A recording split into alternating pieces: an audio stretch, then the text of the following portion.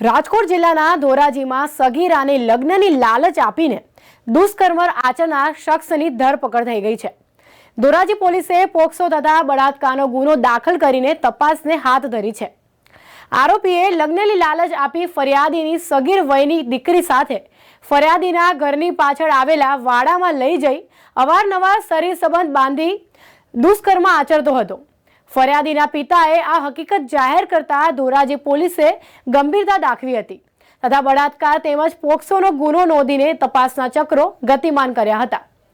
Dhoraji police મથકમાં નોંધાયેલ ફરિયાદ અનુસાર ગુલાબનગર સોસાયટીમાં રહેતો કાળુ ઉર્ફે શક્તિ બીજલ ઠાકોર તેની પોલીસે ગણતરીના કલાકોમાં જ ધરપકડ કરી છે।